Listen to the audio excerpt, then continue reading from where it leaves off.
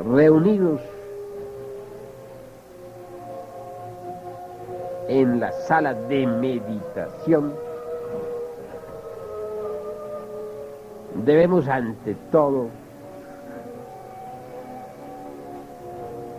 estudiar profundamente el tema que nos interesa, el de la concentración, el dhyani, lo que es el samadhi, etcétera, etcétera, etcétera. Pensemos por un instante que ya estamos aquí todos reunidos en tercera cámara. Voy a desarrollar el temario y luego vamos a la práctica, mis caros hermanos.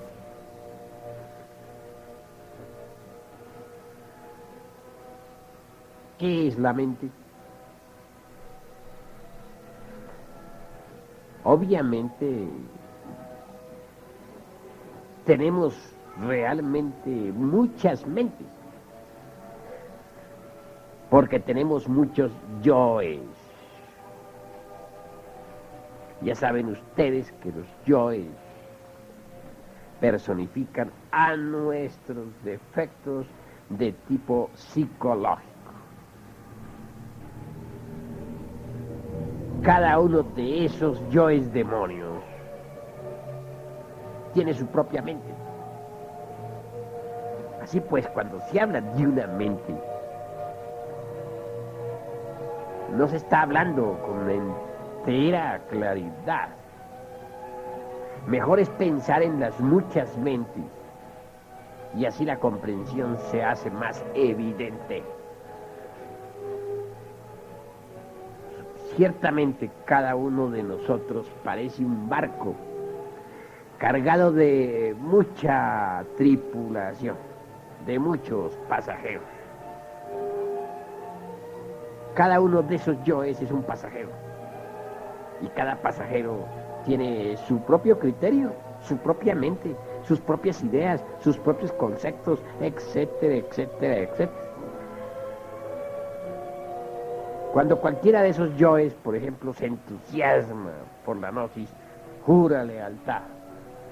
Desafortunadamente, mucho más tarde, es desplazado por otro yo que no le interesa la gnosis. Y entonces, como es natural, el sujeto se retira de nuestro movimiento. Cuando uno de esos yoes jura amor eterno, por ejemplo, a una mujer, parece como si todo marchara bien, pero más tarde sucede que otro yo desplaza al que juró y a ese nuevo no le interesa absolutamente tal juramento. Entonces se retira de la pobre mujer y ésta queda naturalmente defraudada.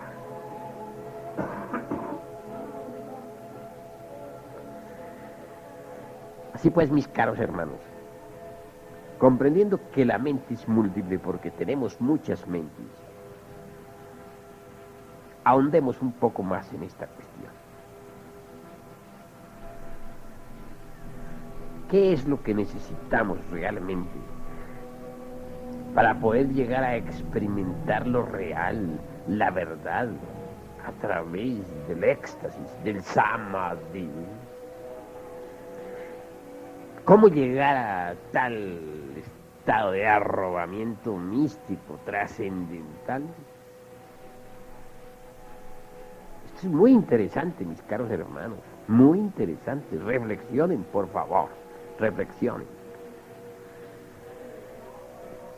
Se trata, ante todo, de conseguir la quietud y el silencio de la mente. Solo así se puede llegar al éxtasis, al samadhi. Empero, ¿cómo podríamos llegar a tal quietud, a tal silencio? Dentro de nosotros mismos tenemos múltiples yoes que viven disputándose por la supremacía. En estas condiciones, obviamente se hace difícil conseguir ese silencio y esa quietud, pues los yoes pendencieros y gritones realmente no lo permiten. Entonces, ¿qué hacer? Pues se necesita, mis caros hermanos, primero que todo, colocarse en una postura cómoda.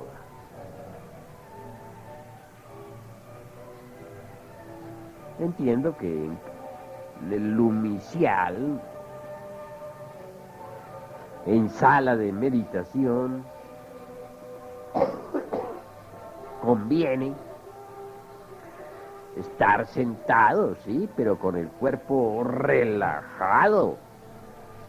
Ningún músculo debe hallarse en tensión.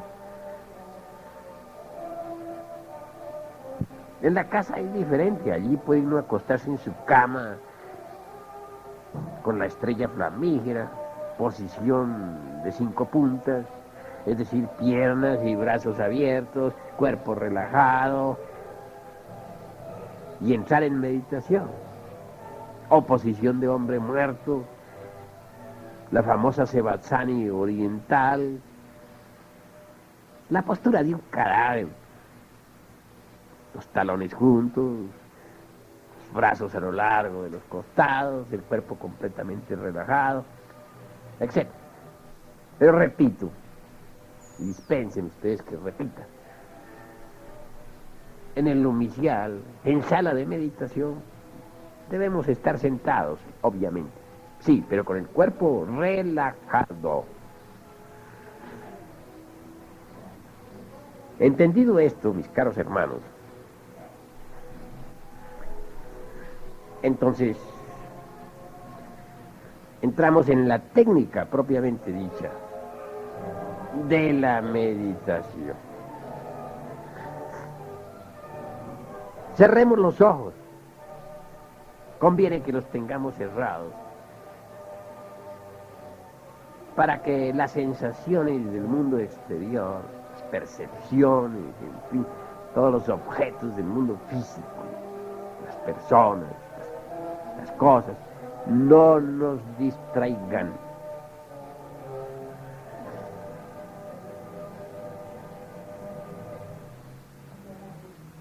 Ahora, conviene poner atención, tener la mente quieta, en silencio, por dentro y por fuera. Repito, esto solamente es posible estando atentos a lo que estamos haciendo, ¿verdad? Porque si ustedes no están atentos, ¿cómo van a tener la mente quieta y en silencio? Les viene un pensamiento, les viene otro, un deseo, cualquier cosa de esas y ya la mente no está quieta ni en silencio. Desafortunadamente, hermanos, no es tan fácil estar atentos. Surge inevitablemente eso que podríamos llamar inatención. Hay pues dos estados,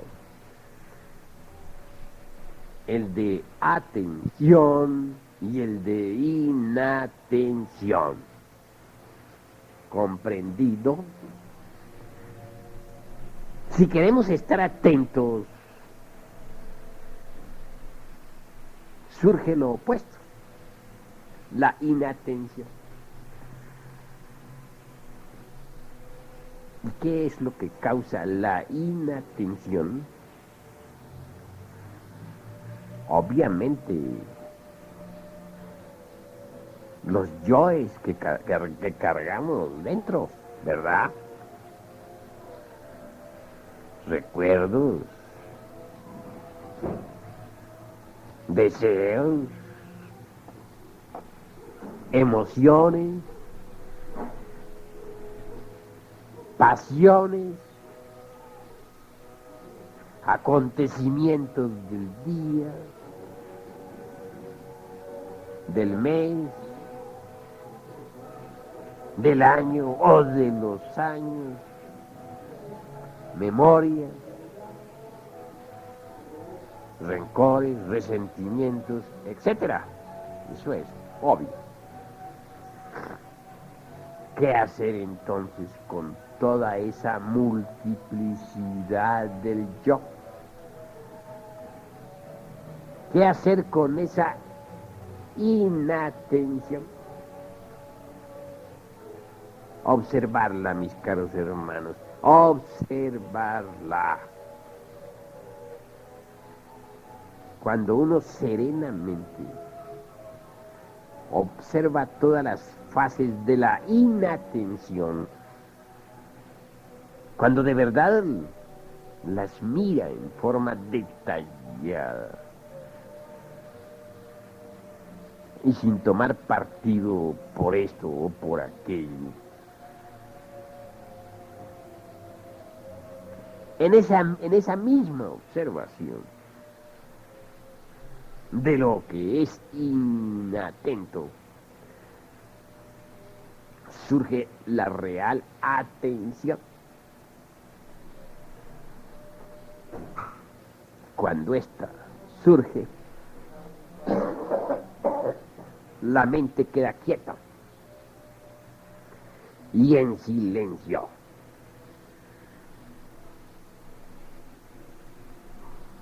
Quiero que ustedes sepan que cuando la mente está quieta, que cuando la mente está en silencio,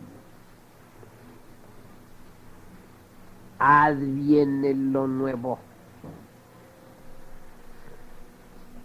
Eso es claro. En esos instantes la esencia se desembotella para experimentar en el mundo de lo real.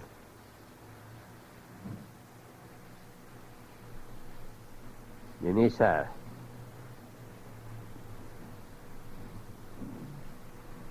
o en esos, mejor dijera, estados de lucidez plena, venimos a experimentar cierto elemento que transforma radicalmente, que nos da ánimo, que nos refuerza para la batalla, para la lucha. ¿Entendido? Hay un dicho antiguo que dice: Nocete ipsum, hombre, conócete a ti mismo y conocerás al universo y a los dioses. Cuando uno está observando lo que hay de inatento, surgen naturalmente diversas cosas. Cualquier pensamiento debe ser debidamente comprendido y olvidado. Cualquier deseo, cualquier sentimiento, todo lo que vaya apareciendo después de ser comprendido a fondo debe olvidarse. Es claro que la procesión esa de deseos, pensamientos, emociones, etcétera, tiene un comienzo y tiene un fin. Realmente tal procesión está constituida por todos los yoes. Yoes de la ira, yoes de la envidia, yoes del odio, yoes de la lujuria, yoes del resentimiento, yoes de tales o cuales escenas del pasado, etcétera, etcétera, etcétera. Al verlo, todo eso, a comprender cada uno de esos detalles, se está uno conociendo a sí mismo, ¿verdad? Solo conociéndose a sí mismo puede conocer al universo y a los dioses, de acuerdo con la máxima de Tales de Mileto, allá en la antigua Grecia, cuando todavía existían los misterios de Eleusis en el mundo físico. No es posible llegar uno a la experiencia de lo real sin haberse conocido a sí mismo profundamente. Y eso es lo que se hace cuando uno está en meditación. Se está conociendo a fondo, íntegramente, tal cual es. Resultado viene la experiencia de lo real. Porque conociéndose a sí mismo, se conoce todo lo que existe en el infinito. Eso es obvio. Distíngase entre lo que es una mente que está quieta a la fuerza, violentamente. Es decir, que está aquietada a la brava, como dijéramos. Y lo que es una mente que realmente está quieta en forma espontánea y pura. Distíngase entre una mente que está silenciada violentamente y una mente que está en silencio. Cuando la mente está aquietada violentamente, no está quieta. Lucha por moverse en sus fondos más profundos. Y cuando la mente está silenciada violentamente, tampoco está en silencio. Grita en sus fondos. Total, ese camino así resulta estéril. La quietud y el silencio deben surgir en forma espontánea y pura. Surgen cuando la procesión esa de recuerdos, pasiones, deseos, defectos, etc., concluye. En esos instantes es cuando la conciencia logra desenfrascarse para vivenciar lo que es real. Eso que no es del tiempo. Eso que es la verdad.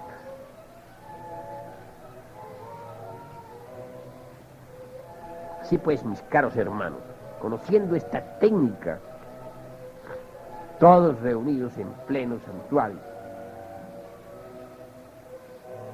debemos meditar.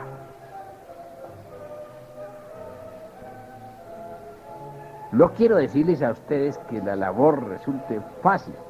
Es obvio que este trabajo es difícil. Empero no es imposible. Y conduce ostensiblemente a la iluminación mística.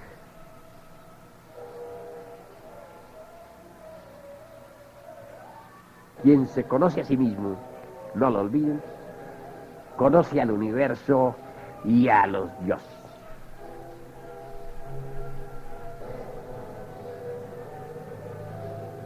Uno tiene que libertarse, mis caros hermanos, de la mente. Y eso solamente es posible a través de la meditación de Juan. La conciencia, desgraciadamente, está presa entre la cárcel de la mente. Obviamente, mientras la conciencia esté encerrada, la experiencia de lo real resulta imposible. Necesitamos luchar por nuestra libertad, mis caros hermanos. Recuerden que cada uno de vosotros está preso. Y lo grave es que no os dais cuenta de que estáis presos. Creéis que sois libres y no lo sois porque estáis presos. La cárcel de la mente es horrible. Allí dentro de esa cárcel está encerrada la conciencia. El alma, dijéramos, lo anímico, lo que verdaderamente vale la pena en nosotros. Estáis en una situación difícil y no os dais cuenta de que estáis en una situación difícil. Ver cuántas gentes se dedican a fortificar los barrotes de esa prisión. Ponen avisos en los periódicos, que la escuela tal, que le confiere a uno poderes extraordinarios en la mente, que le desarrolla a uno la fuerza mental, que ahí tiene técnicas extraordinarias para dominar por medio de la mente a todo el mundo, etcétera, etcétera, etcétera. Es decir, los que están presos hacen propaganda para que los demás sigan presos. ¡Qué horror! Desgraciadamente así es. Vosotros todos, mis caros hermanos, debéis comprender en forma íntegra la necesidad de libertaros de la mente para experimentar en el terreno de lo real. Y eso, repito, solamente es posible cuando la mente está quieta, cuando la mente está en silencio.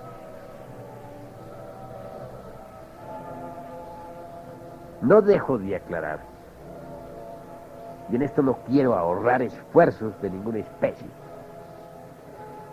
que el problema de cada uno de ustedes sentado aquí en la sala de la meditación consiste precisamente en la inatención. Todos queréis estar atentos, desgraciadamente no lo lográis, surge la inatención, os distrae cualquier cosa, desde el canto de un grillo hasta una bala de cañón, o el automóvil que pasa por la calle, o el último recuerdo de hace un ratito nomás,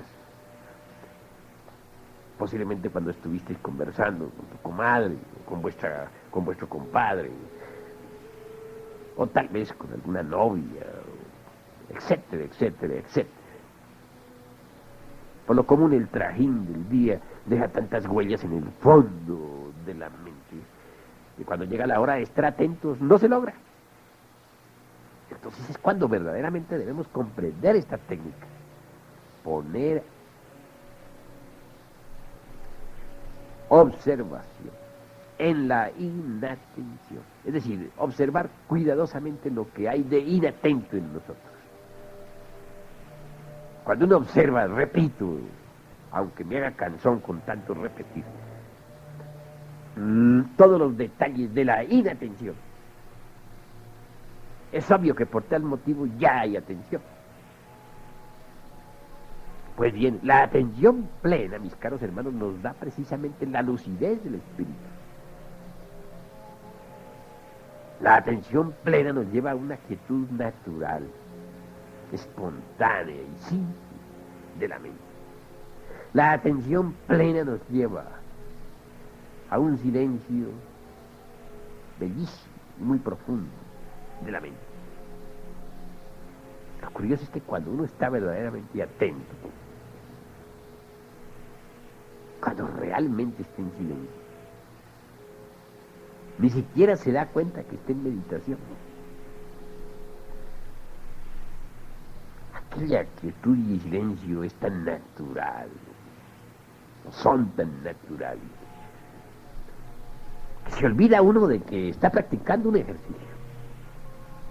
Bendito olvido, porque cuando eso sucede, viene la iluminación, el Saman.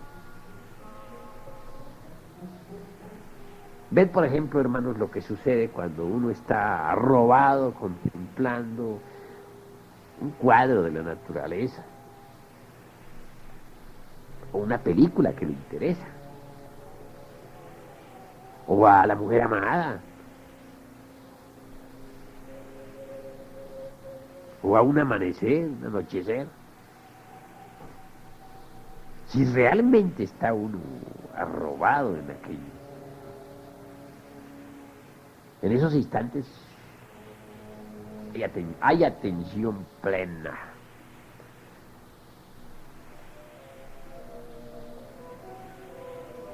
Instantes de esos son los que necesitamos para llegar realmente a la iluminación. Hay que crear en la meditación el clima favorable para una atención así tan plena.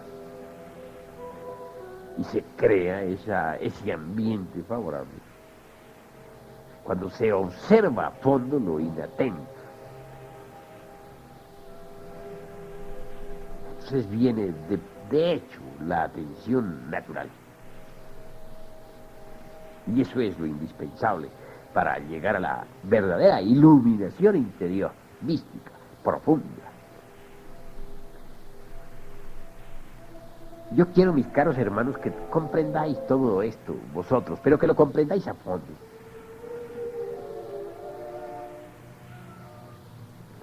Necesitamos todos, libertarnos de las trabas de la mente, del batallar horroroso de los conceptos opuestos.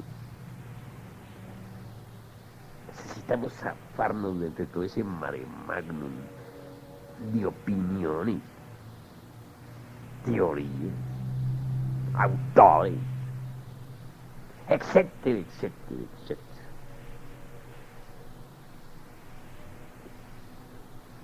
Muy bello es, mis caros hermanos, poder uno estudiar, por ejemplo, en los registros acásicos de la naturaleza todas las maravillas de la tierra y de sus razas.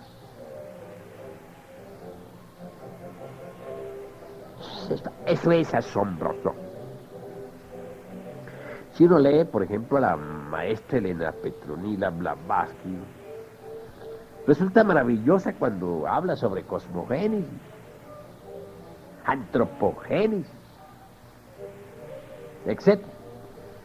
Muy bello es tener una información intelectual sobre la raza polar, sobre los hiperbóreos, sobre los lemures, sobre los atlantes,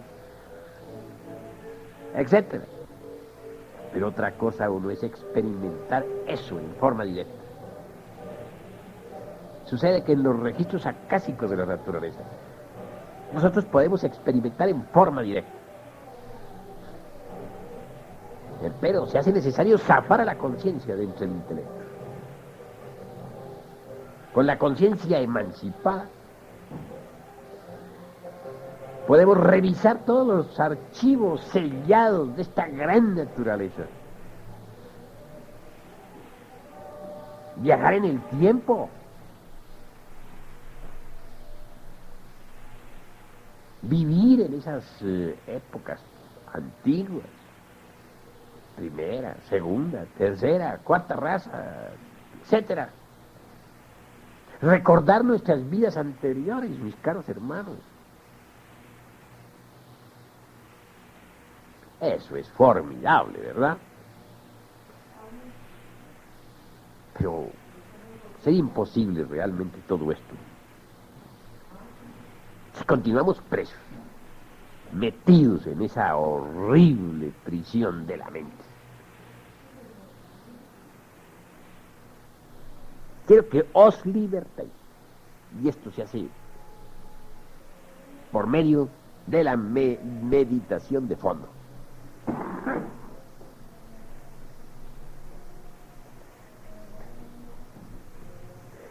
Así pues, mis caros hermanos, reunidos en esta sala de meditación,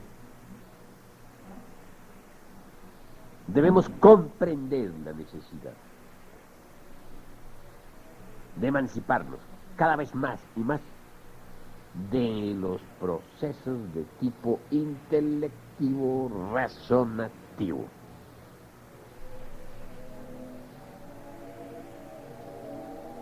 Hay mantras que ayudan también, pero hoy no voy a citarles mantras. Hoy quiero que comprendan la técnica.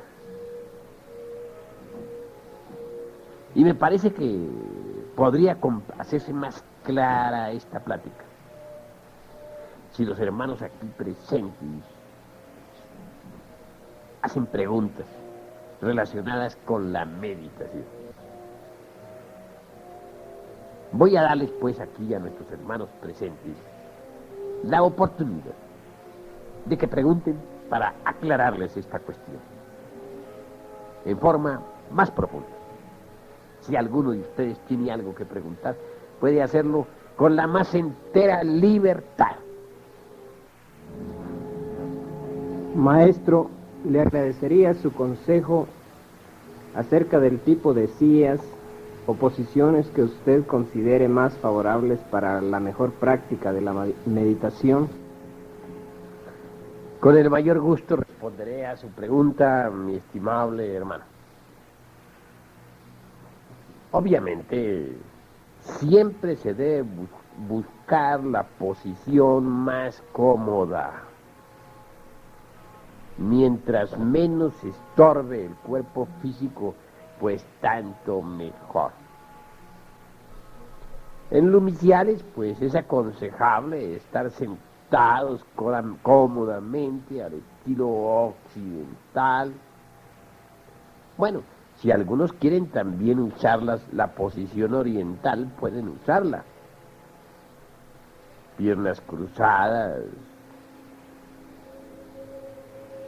a lo búdico, etcétera. Y en cuanto a la posición estrictamente occidentalista, pues ya saben cómo es, eso no necesito explicarlo. Lo que sí conviene es que el cuerpo esté relajado en forma total, íntegra. En casa ya las cosas cambian.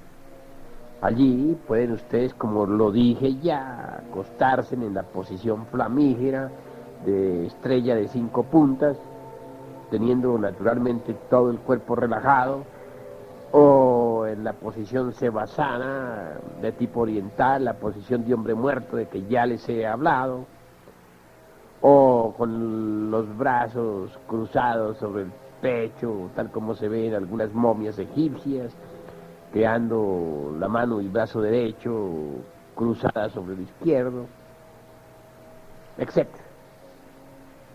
Yo francamente les digo a ustedes que en casa prefiero para la meditación la de estrella de 5 puntas, aunque a veces también uso la sevasana. Pero ya en lumicial cambia la cuestión. En lumicial forzosamente hay que estar sentado. Eso es obvio. Disculpe, maestro. Quisiera preguntarle, en algunas ocasiones que he querido relajarme, he utilizado cualquier sistema de relajamiento, ya sea el de los enanitos que salen del cuerpo, o ya sea el conteo del 1 al 10. Sin embargo, a veces, debido al ajetreo del día, la mente me confunde en el relajamiento. O sea, pues que no puedo relajar bien el cuerpo porque estoy siempre pensando en los problemas de la mente. Como es necesario estar relajado para pensar o para analizar lo que surge en la pantalla de la mente, ¿cómo podría siquiera lograr el relajamiento para comenzar a hacer ello? Bueno, el relajamiento, mi caro hermano, es la técnica para dejar el cuerpo físico como se debe dejar, a modo de que no estorbe. La meditación es otra cosa, ¿verdad? No confundamos una cosa con otra cosa. Yo no aconsejo sistemas muy complejos para el relajamiento. Mientras menos complejidad, tanto mejor. Sencillamente sentarse o acostarse en las posiciones que ya dije, soltando bien brazos y piernas, y eso es todo. Pero soltándolos en forma de que ningún músculo moleste. Eso es lo indispensable, que ningún músculo quede en tensión. Una vez que estemos absolutamente seguros de que ya el cuerpo está relajado, olvidarnos de ese asunto. No pensar más en eso porque se podría convertir de eso en otra traba más para la mente. ¿Y para qué crearnos más trabas? Cuando uno ya relajó el cuerpo, debe olvidarse del cuerpo, hacer de cuenta que está desencarnado, no pensar más en cuestiones de cuerpo. ¿Me habéis comprendido, mi estimable hermano Batarse? ¿Cómo no, maestro? Maestro, yo considero que la mente es el instrumento que utilizamos para comprender nuestros defectos, pero debido a sus limitaciones no podemos profundizar hacia la honda significación de los mismos. Le agradecería sus palabras al respecto de cómo llegar a esta honda significación. Oh, mi estimable hermano Tony, la comprensión es la comprensión y nada tiene que ver con la mente. La comprensión va más a fondo, mi estimable hermano. Debemos equilibrar el ser y el saber, ¿verdad? Cuando el ser está más grande que el saber, más desarrollado, más poderoso, pues es obvio que entonces puede surgir de allí, pues dijéramos, el santo tonto, ¿no? Porque le falta sabiduría. Y cuando a su vez el saber es exorbitante y el ser está sin desarrollo de ninguna especie, entonces es peor. De allí viene el bribón. Así pues, no confundamos la gimnasia con la magnesia. La comprensión es de fondo, pertenece a la conciencia. Consiste en el equilibrio perfecto del ser y del saber. Eso es todo. Maestro, disculpe, siendo indispensable la comprensión de cada yo para ser eliminado, ¿pudiera ponernos usted un ejemplo de lo que es la comprensión de un yo determinado? Porque en eso de comprensión hay muchas escalas. Y sí, es bien importante tener el concepto claro de lo que se llama comprensión de fondo. Agradecería un ejemplo, maestro. Bueno, mi estimable hermano Atarcé, ciertamente estamos aquí hablando detenidamente sobre la práctica de meditación generalizada para lumiciales. Otra cosa sería la práctica de meditación para disolución del yo. Ese ya es un asunto diferente, ¿verdad? Pero ciertamente, debo decirle que hay distintos grados de comprensión. Yo entiendo por comprensión de fondo cuando uno ha llegado a aprender, a capturar la honda significación de tal o cual cosa o de tal o cual defecto de tipo psicológico. Pero cuando uno no ha llegado así tan lejos,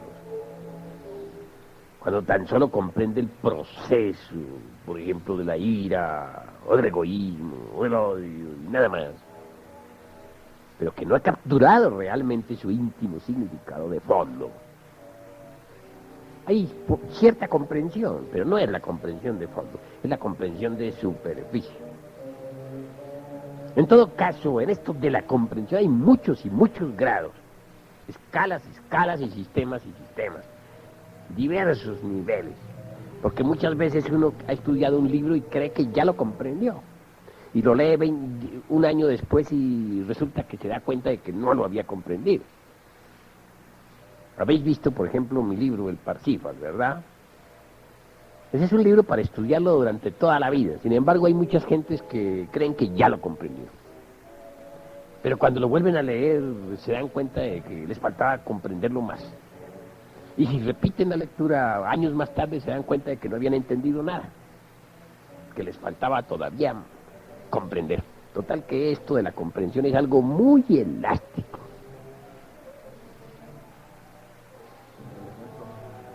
Me pedís ejemplos concretos sobre comprensión.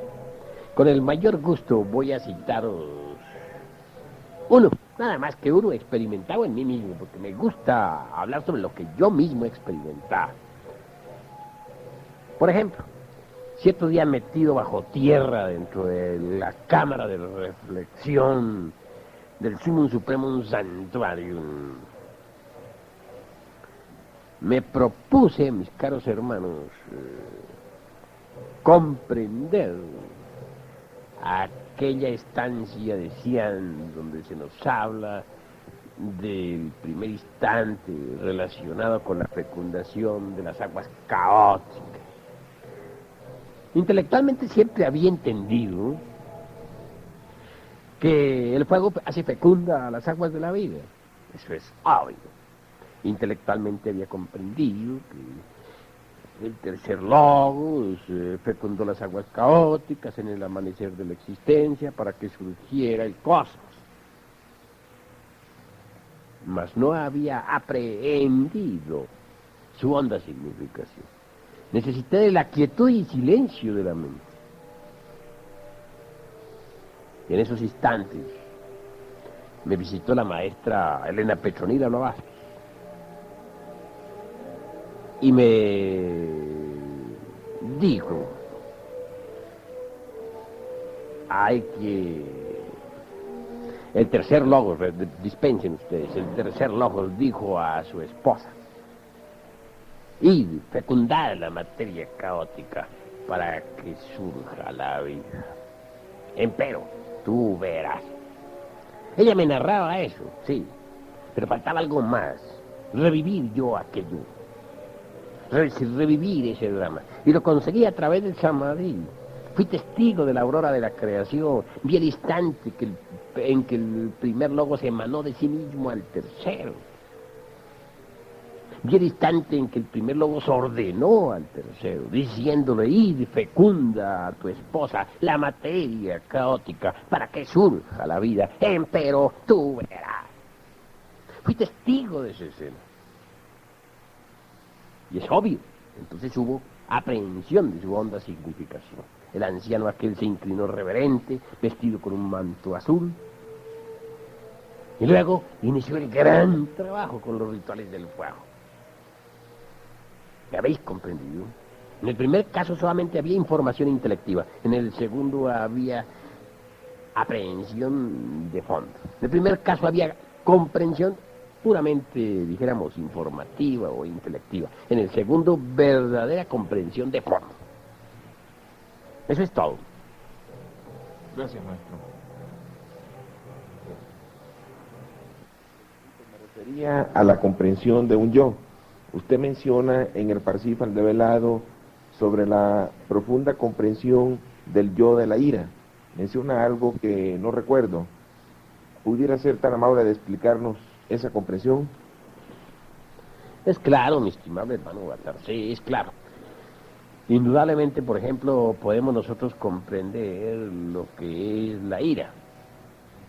Saber que tenemos ira. Haber comprendido realmente todos sus procesos psicológicos en nosotros.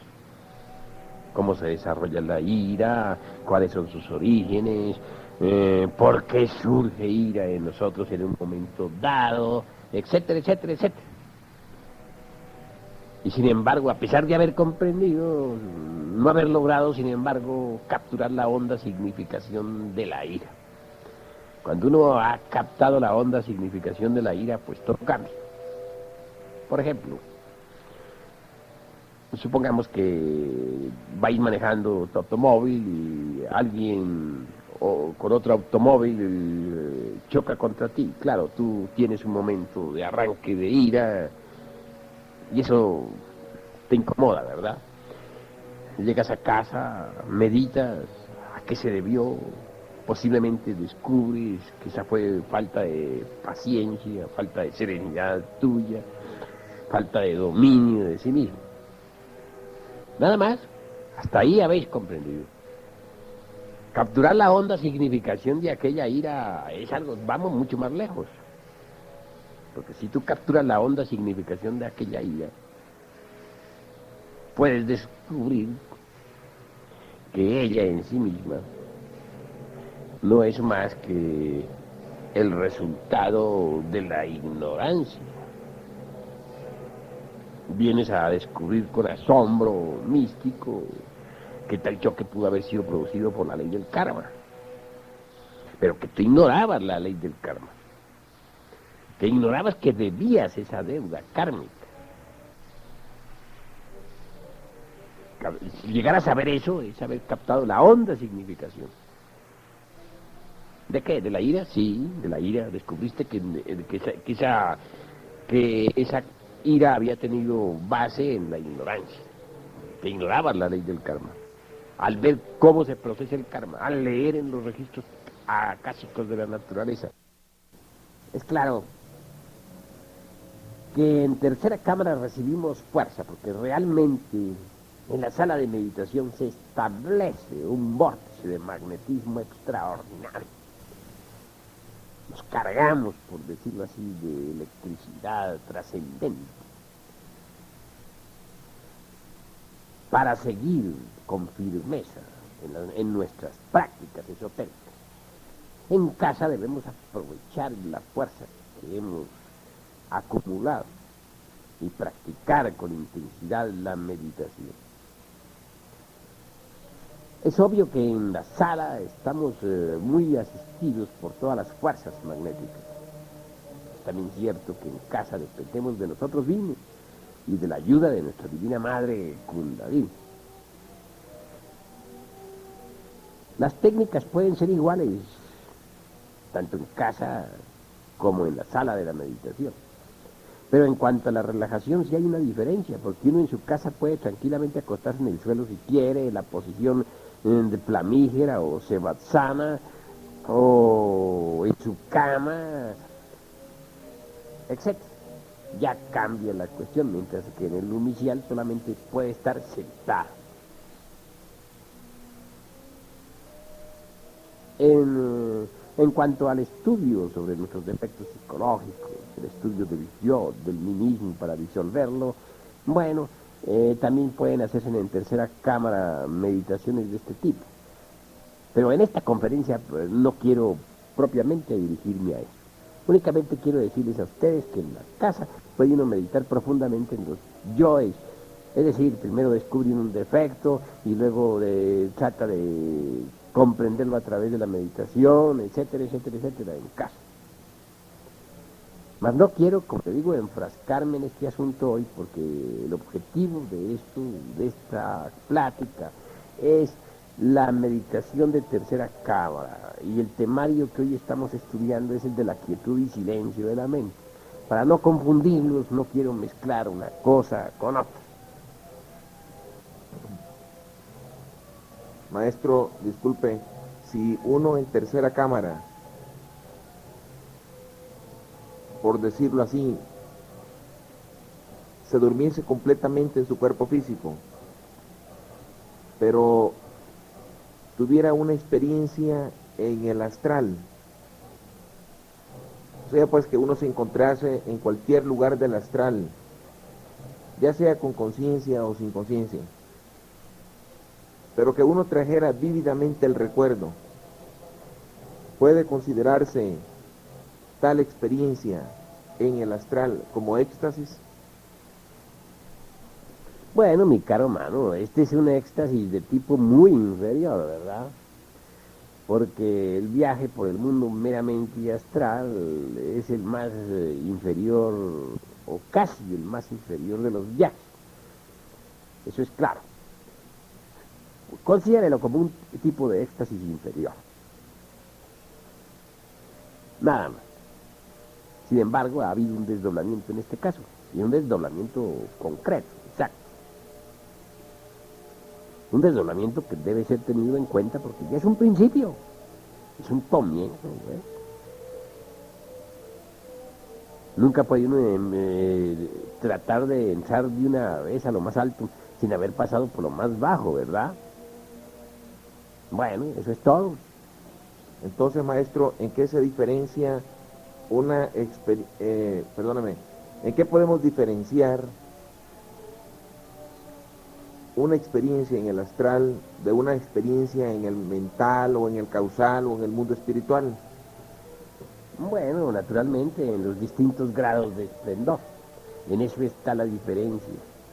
Hay experiencias muy inferiores, como las del astral, un poquito más elevadas, como las del mental, donde hay más esplendor. Pero realmente, mis caros hermanos, lo que nosotros debemos proponernos es libertarnos de la mente, libertarnos de la materia. El astral es materia y el mental es materia. Como materia es el físico y materia el etérico. Lo que yo quiero es que cada uno de ustedes se preocupe por libertarse de la materia, por libertarse de la mente. Lo vital para nosotros es funcionar como espíritus puros, limpios, en todo el espacio estrellado. ¿Me habéis comprendido? Sí, maestro. Aquí tengo una última pregunta con usted. Dispénseme, ¿a qué se debe la falta de recordatorio de algunas experiencias en meditación? Con el mayor gusto respondo a su pregunta, mi estimable hermano Batarcé. La falta de recuerdo de las experiencias místicas en meditación no se debía a otra cosa sino a falta de despertar de la conciencia. Cuando uno está bien despierto no se olvida de nada, recuerda todas sus experiencias íntimas con entera exactitud. Eso es todo. Muchas gracias, maestro. Aprendido.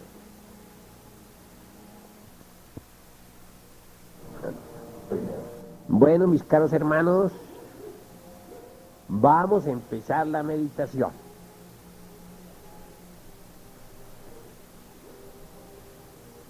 Sin embargo, quiero que antes de que empecemos esta meditación, hagamos una cadena para irradiar amor a la humanidad.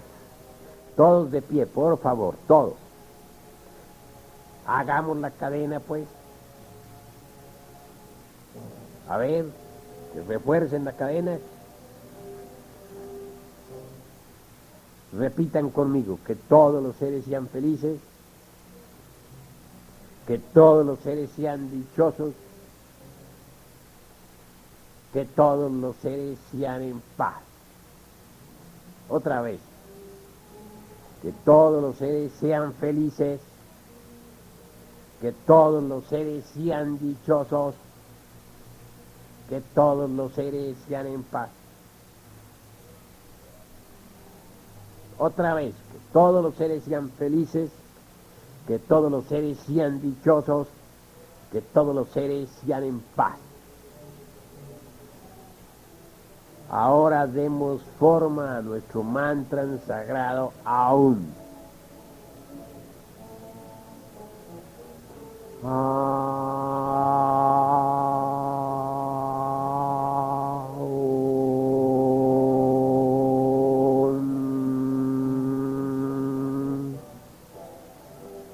Tat, Sat, Tan, Pam, Paz.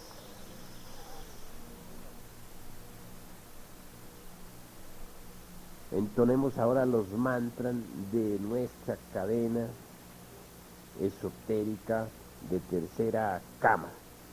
Todos, repitan conmigo, todos. Sal,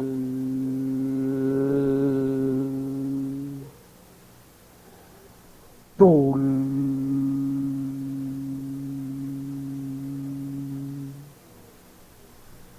Ol,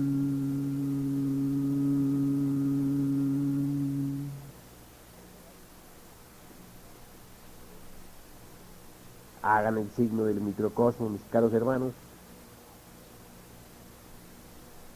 La estrella de 5 puntas. Ahora la cruz gnóstica.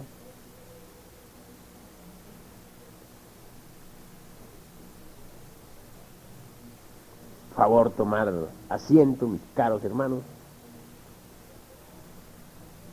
Apaguen las luces, por favor, apaguen las luces para que nada nos distraiga.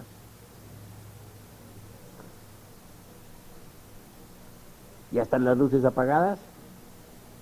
Bueno, relajen sus cuerpos. Siéntense bien, mis caros hermanos, que ninguno quede mal sentado. Ninguno en posición incómoda, lo más cómodamente posible. No crucen las piernas unas sobre otras, porque eso está mal. Piernas y brazos sueltos, repito, bien sueltos, que ningún músculo quede apretado, que todos los músculos queden bien sueltos, bien relajados. No hagan de esto un problema, por favor, no hagan un problema. Esto es una cosa simplemente sencilla, soltar y uno fácilmente lo puede hacer sin tanto trabajo.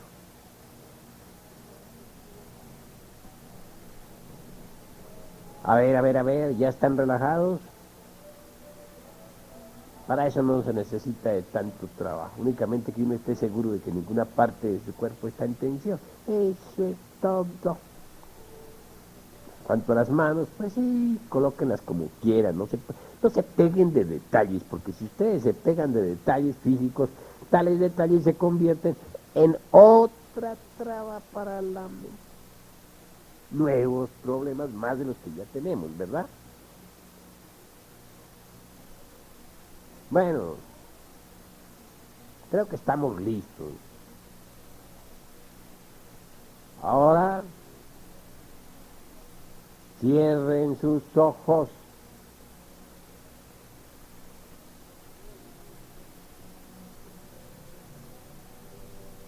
Al hacer la práctica se puede admitir un poquito de sueño para el físico, con tal de que no se duerma la conciencia, todo está bien. Muchas escuelas creen que uno no debe dormir el cuerpo físico, se equivoca. Cuando uno está en meditación conviene más bien que el cuerpo físico no estorbe, y no estorba cuando está dormido. Porque un cuerpo físico despierto es muy estorboso, molesta demasiado. Yo mismo cuando estoy en los mundos internos, estoy muy contento, muy feliz si mi cuerpo físico está bien dormido, pero cuando el cuerpo físico, por ejemplo, está despierto, me sostengo allí a base de pura voluntad, claro, de una forma más incómoda, eso es obvio. Así pues, pueden los vehículos físicos adormecerse, y eso es mejor. Lo importante es que la conciencia no se adormezca, que esté vigilante como el vigía en época de guerra. ¿Entendido? Bueno, mis caros hermanos, bueno, vamos ahora pues a meditar. Empiecen por observar lo que vaya surgiendo en su mente y con mucho cuidado. Pongan atención, atención, atención.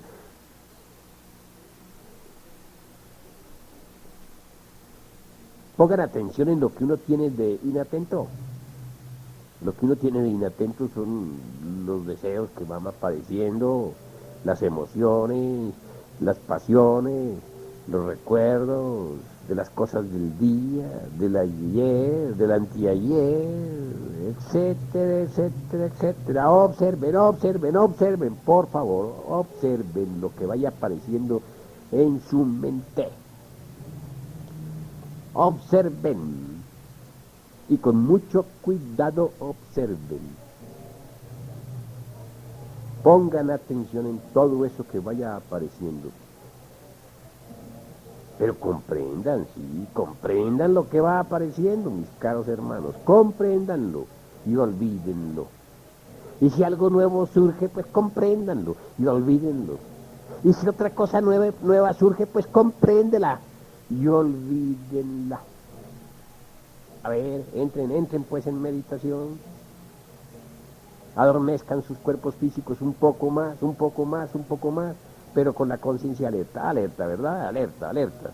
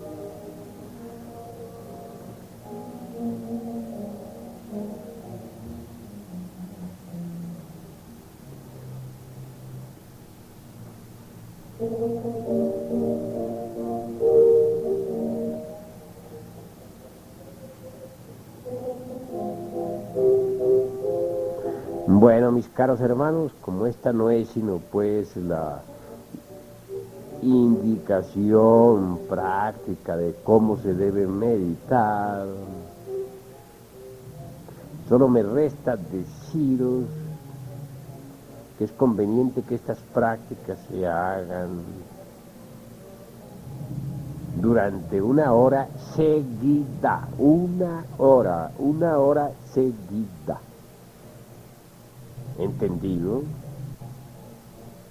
Concluida ya la meditación, entonces todo lo que hay que hacer es formar la cadena. Y voy a repetir cómo se debe hacer para que ustedes me entiendan. A ver, formar la cadena, formar la cadena, formar la cadena todos. Irradiemos amor, que todos los seres sean felices. Repitan, repitan conmigo. Que todos los seres sean dichosos, repitan, que todos los seres sean en paz, que todos los seres sean felices, que todos los seres sean dichosos, que todos los seres sean en paz, que todos los seres sean felices, que todos los seres sean dichosos, que todos los seres sean en paz. Demos forma a nuestro mantra sagrado aún.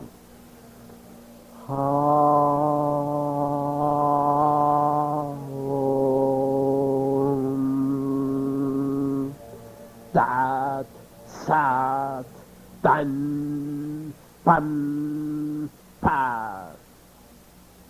Ahora vienen los mantras con los que se debe finalizar siempre la gran cadena. Sal, Tul, Un. Luego el signo del microcosmos. Luego la cruz gnóstica, o la cruz dentro del círculo. Esta convocación ha terminado. Así es que se concluye, mis caros hermanos. La práctica debe ser por una hora. Es claro que yo no voy a estar haciendo aquí, a través de una cinta grabada, toda la práctica de una hora porque se nos acabaría la cinta. Únicamente el objetivo de esta cinta es indicarles cómo se debe hacer, en qué forma se debe trabajar. Después todos los hermanos se despiden cariñosamente y se retiran. Así es como se trabaja. Así es como debe funcionar siempre la tercera cámara. Los que ingresen a tercera cámara son individuos que deben haber estado por lo menos 3 años en el movimiento gnóstico. No se puede recibir en tercera cámara a un individuo de 1 año o de 2, sino a los que hayan tenido por lo menos 3 años de asistencia puntual a las primera y segunda cámaras. ¿Comprendido? Bueno, mis caros hermanos, creo que ya no hay nada más que hablar por ahora. Si algo hay que decir, pueden decirlo con entera libertad. Maestro, una pregunta que le rogaría que nos contestara es sobre qué es lo que se debe de comer antes de la práctica de tercera cámara. Y si el estómago lleno o semilleno no es óbice para realizar una buena práctica. Con mucho gusto, mi estimable hermano Batarse, responderé a su pregunta. Para asistir a tercera cámara es mejor no comer nada absolutamente antes. Mejor es asistir uno con el estómago limpio. Así la práctica resulta con más comodidad. ¿Entendido?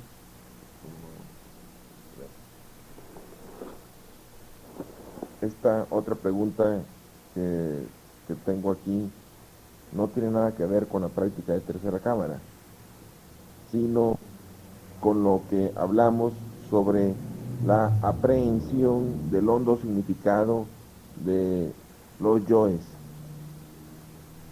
En este caso, usted se refirió al yo de la ira,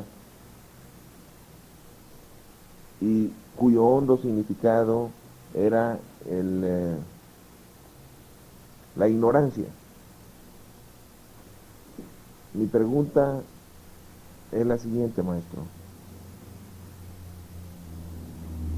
Como existen innumerables yoes de la ira, ¿todos los yoes de la ira tienen como origen la ignorancia o solo es específicamente ese yo de la ira y los demás de la misma ira? O sea, cada caso diferente tiene un hondo significado diferente.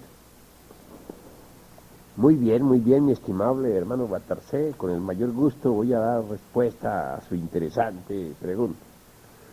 Es obvio que cada situación de ira es diferente. Eso es ostensible. Sin embargo, podemos prácticamente catalogar todas las situaciones de ira resumiéndolas a tres. Primera, que llamaríamos ira producida por el ánimo. Dos, sería ira producida por el cuerpo. Tres, ira producida por la lengua. Vamos a examinarlas cada una por separado. ¿Les parece? Bien. Ira producida por el ánimo, no siempre está uno en el mismo estado de ánimo.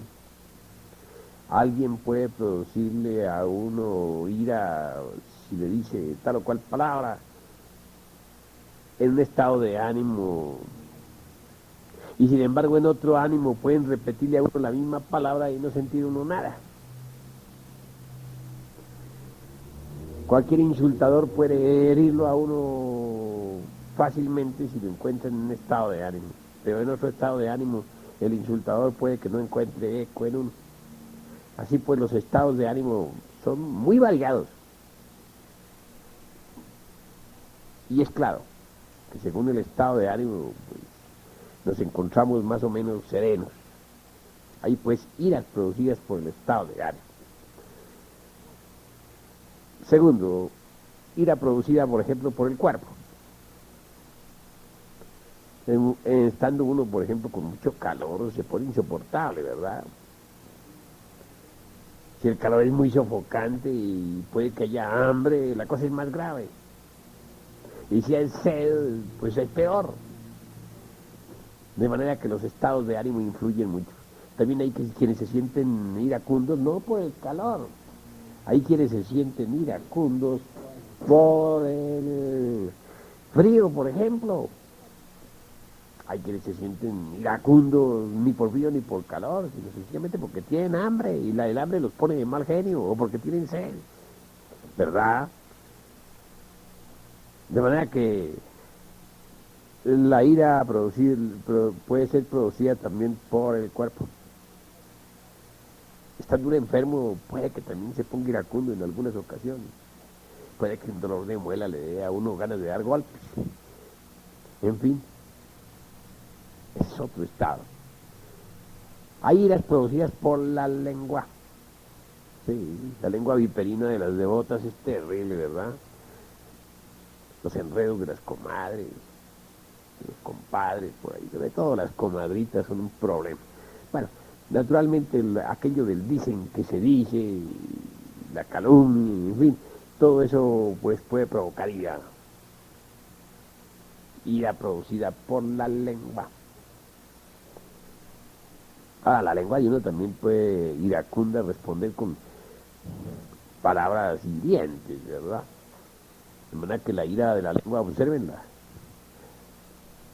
Qué curiosa, resulta de lengua a lengua. Nos insultan e insultamos, nos hieren y herimos.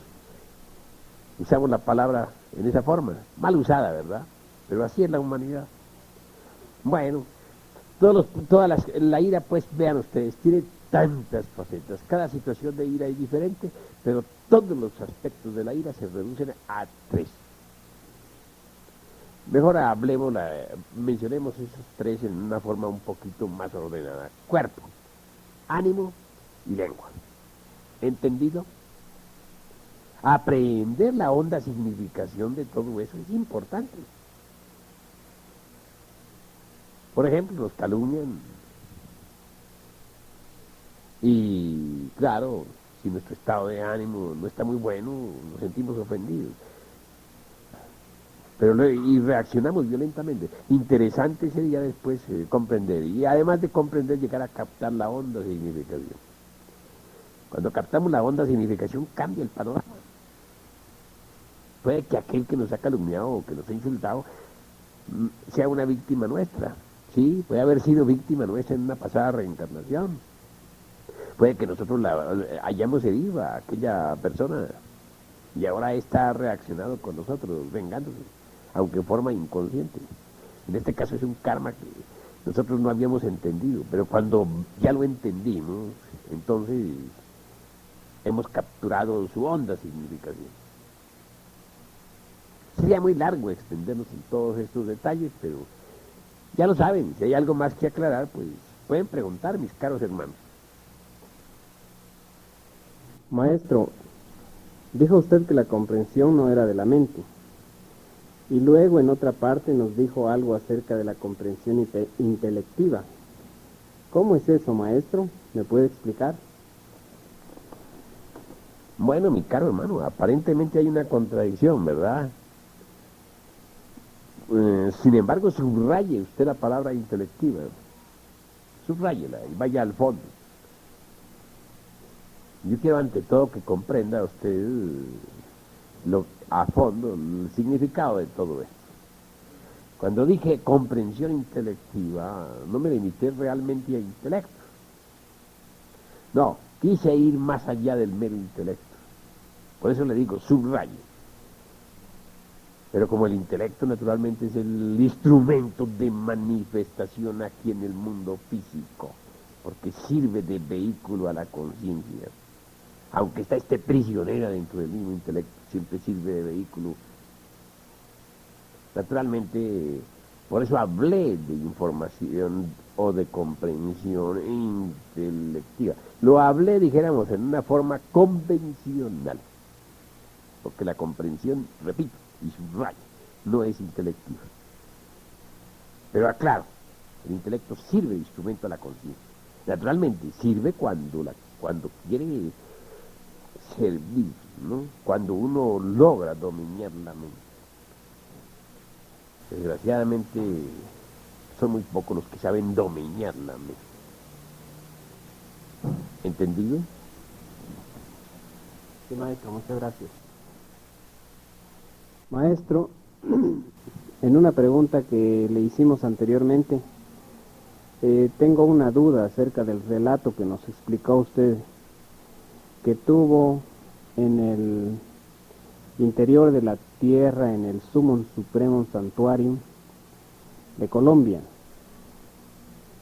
Quisiera que nos volviera a repetir este relato, puesto que en la grabación considero que no quedó muy claro. Con el mayor gusto, hermano, arrojaré lampos de luz sobre lo que antes dije. Es claro que yo sabía siempre que el fuego hace fecunda las aguas de la vida. Eso es obvio, y eso lo sabe cualquiera que haya estudiado esoterismo. Pero en mi presente reencarnación me faltaba hacer más conciencia de eso, es decir, aprender la honda significación de esa verdad. Logré capturar esa honda significación en la cámara de reflexión del Sumum Supremum Sanctuarium, que la Blavatsky me haya visitado en Astral perfectamente, así fue. Ella todo lo que hizo fue repetirme lo que estaba escrito en su cosmogénesis. Podemos subrayar así. El tercer logos hizo fecunda las aguas caóticas para que surgiera la vida. Así repetimos, así simplificamos. Sin embargo, eso no era todo, yo necesitaba ir más a fondo. Y lo logré. Asistir realmente, o mejor dicho, revivir el amanecer del Mahabharata. Digo reviví, porque en nombre de la verdad tengo que decirles que ciertamente yo fui testigo de la aurora del Mahabharata. Pero en mi presente reencarnación necesitaba revivir ese recuerdo trascendental, divinal. Y vi perfectamente cuando el primer logo se manó al tercero. ¿Sí? Cuando le habló diciéndole, y fecunda haz la materia caótica para que surja la vida, empero tú verás. Le dio libertad para obedecer o desobedecer. Y el tercer logo se inclinó reverente ante el primer logo. Estaba bellamente vestido ese tercer logo, con su manto azul hasta abajo, su blanca túnica, qué belleza en su rostro, sus ojos azules donde se refleja todo el panorama del infinito, esa nariz aquileña, ese labio fino y delicado, todo él resplandeciente, magnífico. Fui testigo de eso, como fui testigo del trabajo ritual que se hizo en los 7 templos del Caos. Bueno, al experimentar lo trascendental, pues aprendí, capturé la honda significación de esa verdad que está escrita en Cosmogénesis y que todos los hermanitos de las diversas escuelas repiten, pero que no han logrado realmente vivenciar o experimentar en forma íntima. ¿Entendido? Sí, maestro, muchísimas gracias.